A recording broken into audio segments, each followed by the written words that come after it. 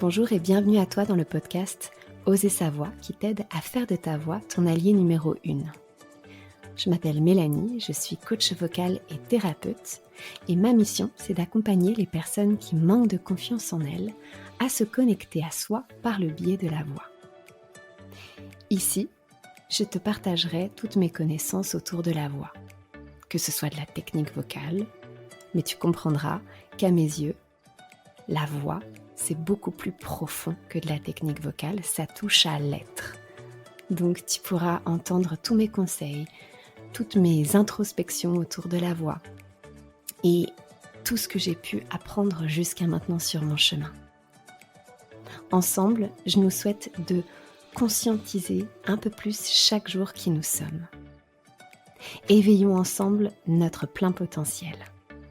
Incarnons notre essence et prenons notre place, vocalement et physiquement parlant. Ensemble, transformons-nous. Allez, c'est parti. Je suis ravie de te retrouver dans le podcast d'aujourd'hui où on va parler justement du langage non verbal. Alors, qu'est-ce que c'est le langage non verbal ? À mes yeux, depuis franchement quelques années, le langage non verbal, on commence à s'y intéresser en France, en Europe, etc. Et pour moi, il a vraiment une très très grande importance.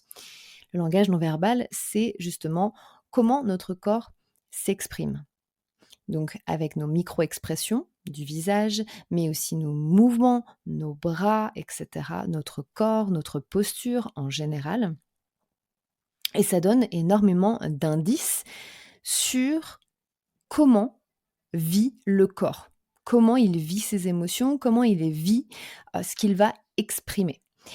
Et parfois, on peut se rendre compte d'ailleurs qu'il y a un décalage entre notre voix et notre corps. Ça vous est déjà peut-être arrivé de dire oui, bien sûr, oui, pas de problème à une personne.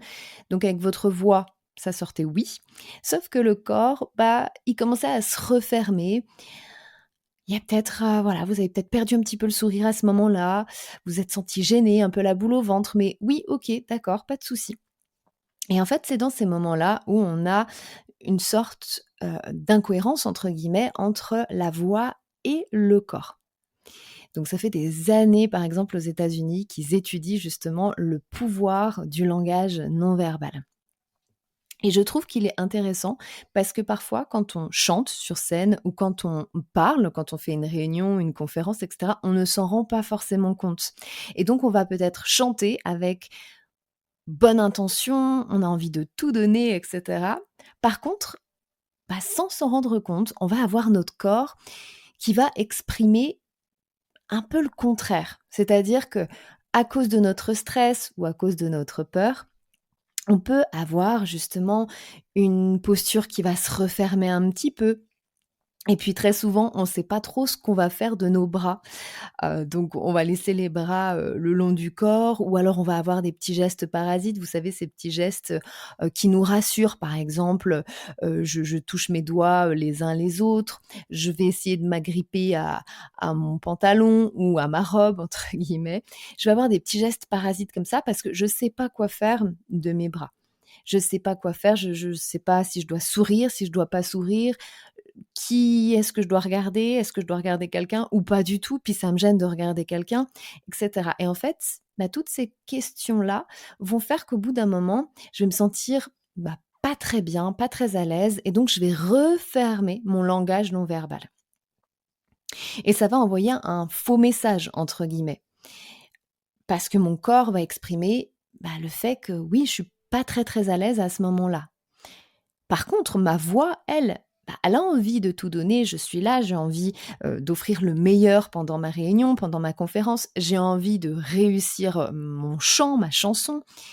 Donc on retrouve cette «incohérence» entre guillemets qui peut nous mettre des bâtons dans les roues et comme on s'en rend pas forcément compte, justement, je voulais en parler aujourd'hui. Je vous invite déjà à pouvoir travailler devant un miroir parce que c'est là où on va tout de suite se rendre compte de comment on réagit. Donc devant un miroir, chantez votre chanson ou faites votre conférence, votre réunion.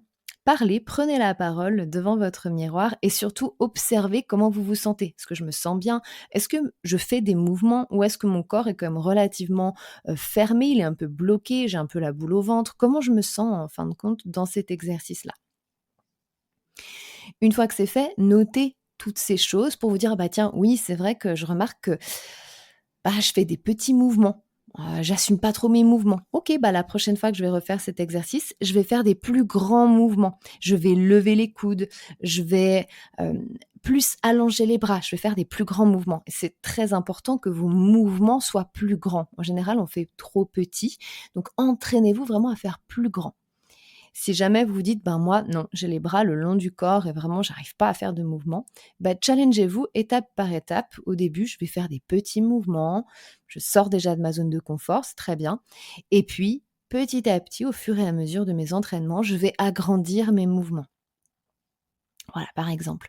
Ensuite, ça peut être mon visage. OK, comment je suis dans mon visage? Est-ce que je suis, expressive? Est-ce que je mets de l'expression au niveau de mon visage? Est-ce que, mes yeux sont, bien ouverts? Est-ce que je mets de l'énergie dans mon visage? Est-ce que, je souris? Ou est-ce qu'au contraire, c'est plutôt, j'ai un peu de mal à sourire parce que je pense à ce que je vais dire ou je pense à mes paroles, donc du coup, hop, je suis un petit peu crispée.